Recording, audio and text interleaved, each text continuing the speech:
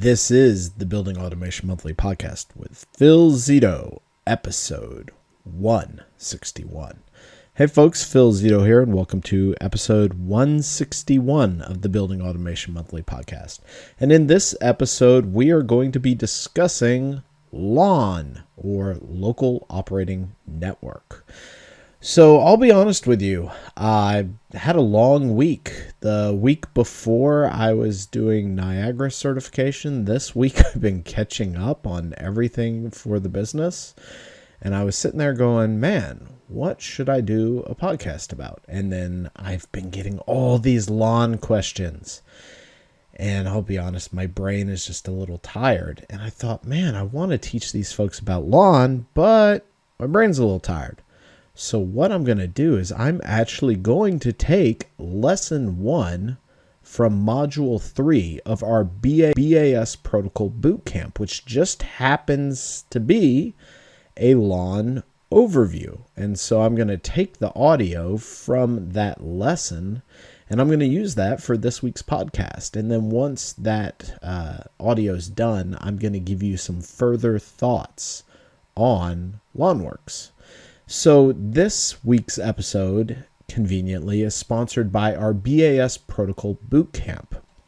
As you are very soon going to experience, our BAS Protocols Bootcamp is unlike any other course in the market. It does a deep dive on all 3 of the major building automation protocols, BACnet, LON, and Modbus. And if you've been in the field for any amount of time, I'm sure you have spent many of hours trying to figure out how to get protocols to work.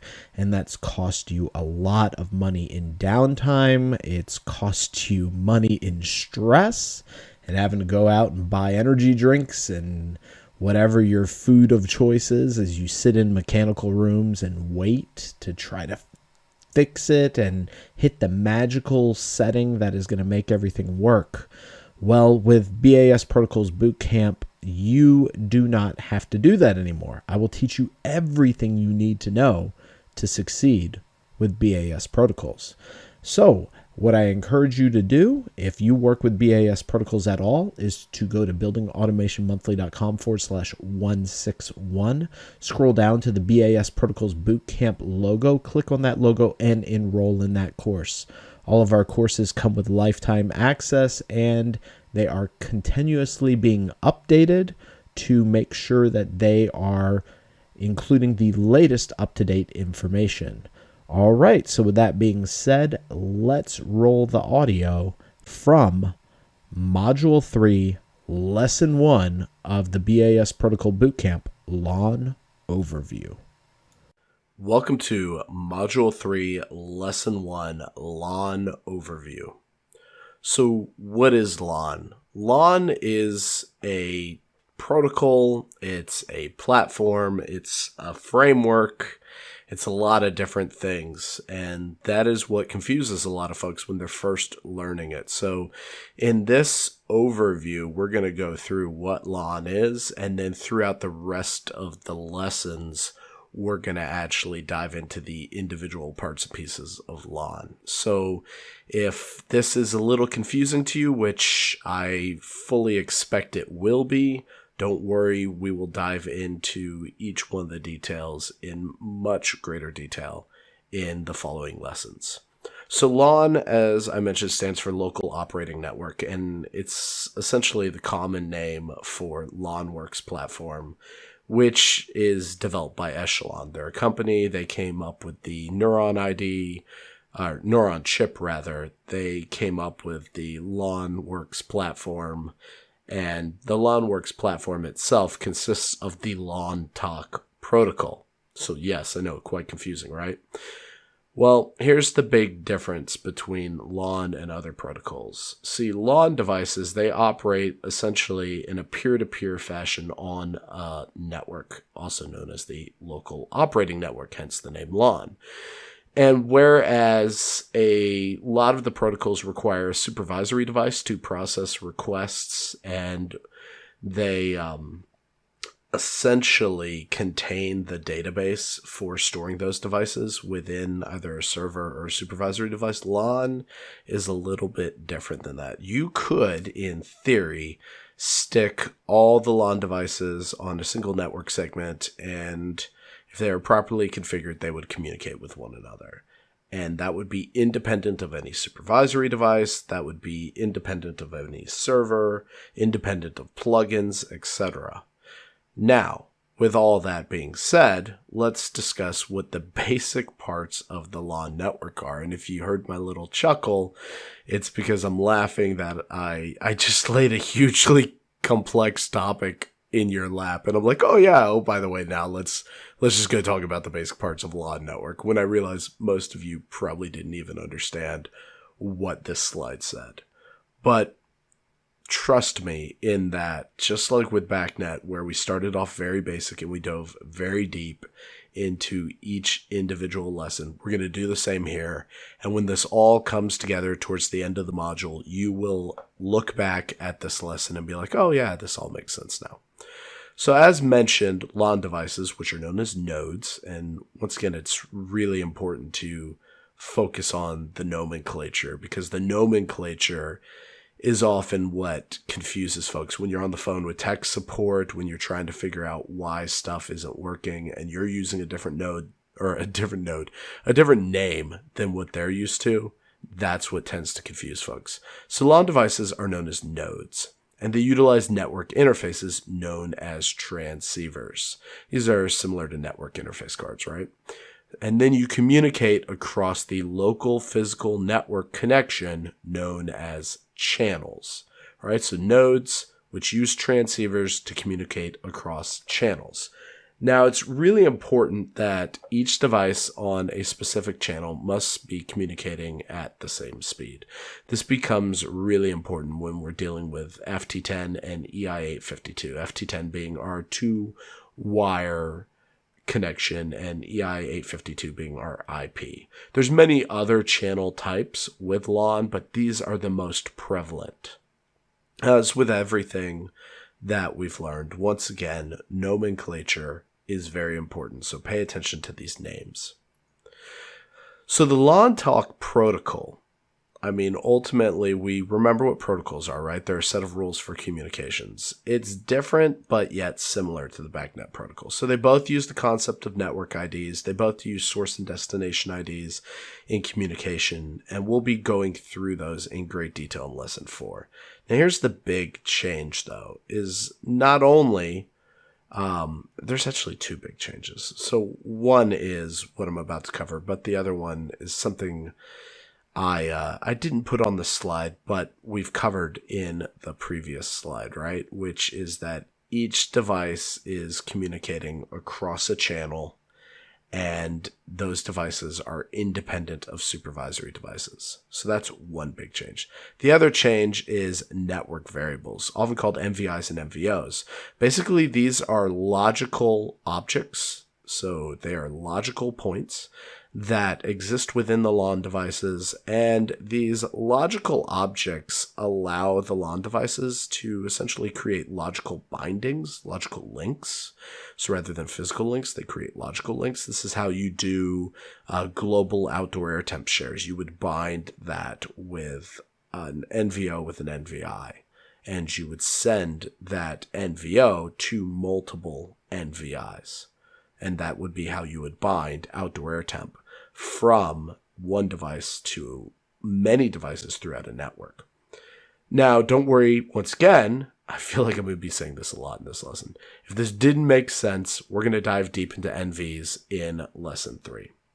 Now, what you will be happy about is that LAN embraces unacknowledged and acknowledged message responses, so that's very similar. Now, here is the biggie. So BACnet, if you recall, has a BACnet stack. Okay, so the BACnet stack essentially is how we go about implementing the BACnet protocol, right? And it requires each individual company to code their own BACnet stack, the stack being from layer 1 all the way to layer 7, the physical layer to the application layer of the OSI model. Now, with LAN handles layers 1 through 6. So they handle the physical, the data link, the network, the transport, the session, and the presentation. I might have got presentation and session mixed up in their order, but it's neither here nor there. The important thing is that everything except for the application is handled by the Neuron chip. This is really what brings the power to LAN. It's what enables devices to be able to cross-communicate and not have to worry about protocol mismatches, things like that, because the Neuron chip has the same version of LAN in it, essentially. And what happens is that then the developers at these companies, they only need to create the program at the application layer. And that means they create their plugins, they create their programming interfaces, and all of that is application layer programming that they build upon this data from the Neuron chip. Now, Neuron chips are where we get our physical addresses for our LAN devices, and it's a 48-bit address. More on that in lesson 2. The LNSOS. Every time I see this, I want to think of Linux, which is an operating system, and I'm tempted to say Linux, but I'm not going to. So the LAN Network Services operating system is essentially a middleware layer that interacts with the LAN network. So the LNS operating system consists of a lot of different things, and when we go into the topology lesson here in this module, we will dive into the LNS. So for those of you who are like, where's the LNS database? Where's this? Where's that? Don't worry, we're going to be covering it in that lesson. So here's the deal. LAN, all these devices just sit on the local channel and they interact with one another. But what if you want to pull them into graphics? What if you want to have them in a supervisory device? What if you want to edit them? This is where the LNS OS comes in. Essentially, it acts as a middleware layer, so a layer between your application and the LAN devices. And it allows you to do programming. It allows you to pull in the devices into a database. So whenever you're doing a LAN integration or a LAN upgrade, what you have to realize is that the channels with the LAN field controllers, those are all going to remain the same. But here's the deal. There's an LNS OS and there's an LNS database. And these things need to be taken into account when you're going and working with an LNS network, a LAN network. Because if you don't properly replicate that database, if you aren't cognizant of what has been set up on this kind of middleware layer, then if you go rip something out, you put something new in, you are really going to mess stuff up. More on this in the topology section or the topology lesson, because this is a huge topic. This is responsible personally for myself having to spend many days on job sites because of things I messed up in this process. So plugins, front end, programming software, it all communicates through the LNS OS. Now, the last thing I'm going to leave you with before we dive into the next lesson is going to be BACnet and LAN side by side. Worked up this little kind of thing to give you an idea that the protocols aren't too different. They're a little bit different, but not too different. So BACnet networks are LAN domains, all right? Physical segments of BACnet are channels. Nodes are nodes, objects are objects, property types are snivets. This is hugely important. You get a snivet mismatches are the bane of LAN programmers, because you get a snivet mismatch and then the data just won't connect. And since LAN is so highly relying on these logical links connected between MVIs and MVOs, snivets are very important. Device ID is Neuron ID. BTL listing is the LAN mark profile. We'll talk more about LAN mark profiles in a later lesson. All right, so you're a LAN expert now, right? Not really, probably. Yeah. Is that one confusing protocol or what? Seriously, I mean, there's a reason why the market share of LAN is deteriorating. I'm not going to get into whether LAN is better or BACnet's better, but the fact of the matter is that LAN is, as you just heard, extremely confusing. So let's take a second and let's just talk for those of you who are maybe working with LAN systems, or maybe you're finding yourself having to interface with a LAN system. First off, I wish I could give you some sage advice on just do this and you'll know LAN. I mean, that's why we have a whole course on this topic. But the reality is that LAN is one of those things that you just learn by doing it. I wish I could tell you that with BACnet, you can pretty much figure things out. I mean, yeah, it can be a little bit of a confusing protocol, but you can kind of figure things out. It's fairly user-friendly. LAN, there's so much hidden behind the scenes. So if I had to tell you, like, really, what do you need to know? If you came to me and you were working for me and you're like, hey, Phil, tomorrow I'm going to go and I have this Trane or Honeywell LAN system and I've got to map it in. What do you think I should do? Well, the first thing I would tell you to do is we got to figure out what are application specific controllers and what are free programmable controllers. Why does that matter in LAN so much? Well, if you recall from the audio, LAN has this little thing called plugins. And with plugins, what can happen is that these plugins allow you to configure the devices, and most manufacturers provide them freely. But these plugins, they're utilized to configure application-specific controllers, not free programmable. And with these application-specific controllers, oftentimes you have these XFI files. And these XIF files, not XFI, XIF files. And these essentially are files that describe what the NVs and what the physical inputs and outputs are for a LAN device. Now, this is really important when you're working with a lot of unitary controllers, application-specific controllers. So I would say, hey, go research those. Let's find our application-specific controllers. Let's find our XIFs. Make sure we have those. But then we've got to figure out, do we have XIFs for our free programmable controllers?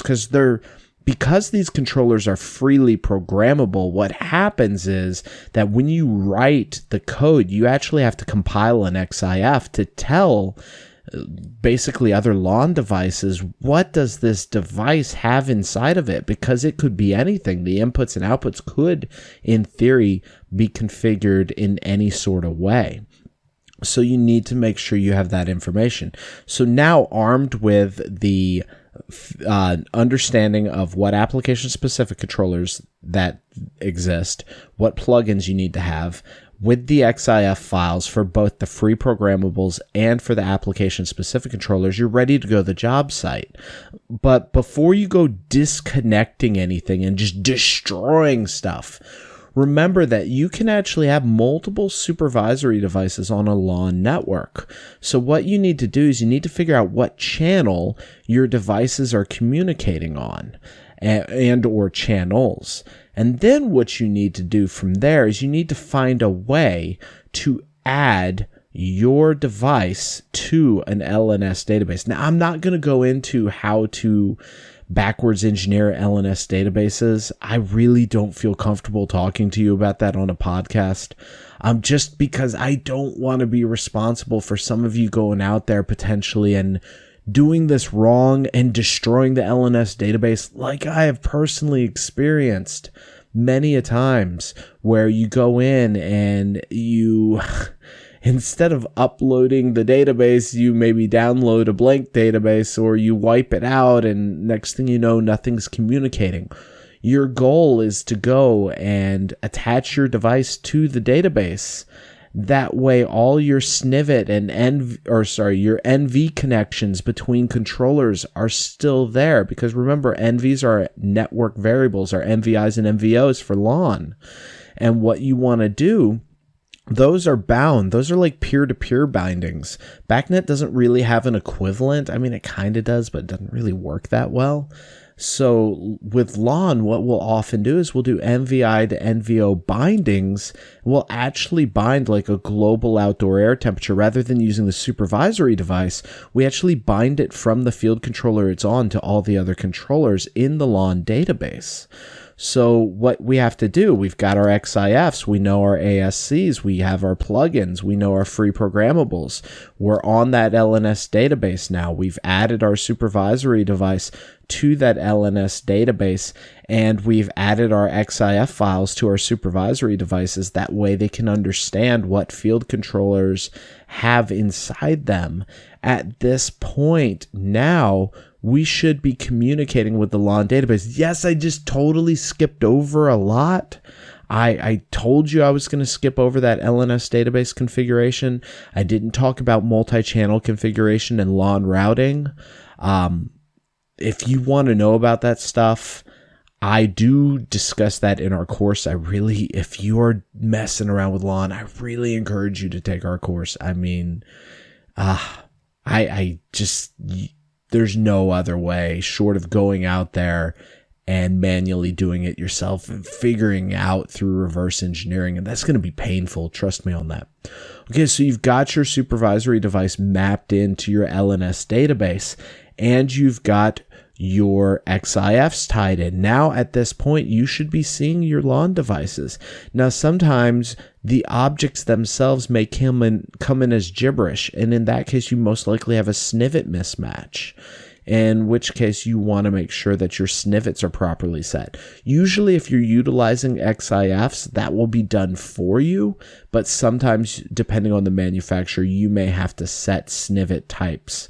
We didn't really cover that in the lesson, but SNVIT types are, what are they? Standard Network Variable Type, if I remember correctly, the acronym.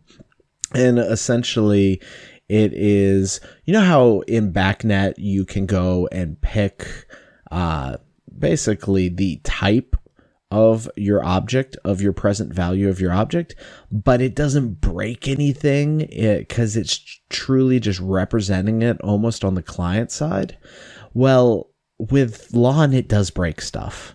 So if you go and you pick temp P, SNVIT temp F or temp PF or something like that, if I remember correctly, and you pick that when it should really be SNVIT count or SNVIT switch, and now you have a SNVIT mismatch, that will actually cause miscommunication between your controllers if they even communicate at all. So there's a lot to do with LON, but let's just back up a second. So if you are walking onto a new LON job, you need to understand what you physically have. You need to understand what channels you're on. You need to understand how to tie into the LNS database through some form of LNS software. And then once you've done that, you need to add your device without destroying the database and without taking the other device down. Honestly, most of the time I'll leave other supervisory devices in place and just delete any schedules that are inside them or any global logic I'll take and I'll replicate it in my supervisory device, and then I'll go delete the existing supervisory device. I often will do that just because it'll do two things. One, sometimes with your application specific controller, your free programmable controllers, there is code that you can't see because you don't have the manufacturer's programming software. And there's code in those LON controllers that you can't see that is referencing objects in a supervisory device. So if you copy and paste your supervisory device logic into your new supervisory device, and then you go and you delete the old supervisory device logic, well, if something breaks, you now know kind of what broke, and you can go add it back to the previous supervisory device. That's one way if you don't have the software to configure things. Whew, man, this was a pretty deep lesson. Especially for those of you who have never dealt with LON before. Those of you who have dealt with LON and are listening to this are probably nodding your head when I'm talking about don't destroy the database. You're like, yeah, I've done that before. Seriously though, LON is a protocol that you really should respect. It can be really difficult to get working again if you break it. So I just want you to come in with both eyes open. All right, folks, so that's it for this week's episode. Once again, you can go to buildingautomationmonthly.com/161 to download all the resources that I talked about in this week's episode. Thanks so much. If you want to know more about Lawn and the other protocols at a really, in-depth, programmer, senior tech level, I encourage you to go to buildingautomationmonthly.com/161, scroll down to the BAS Protocol Bootcamp logo, click on that, and enroll in that course. Until next week, thanks so much for being here. I can't wait to talk to you all again next week. Take care.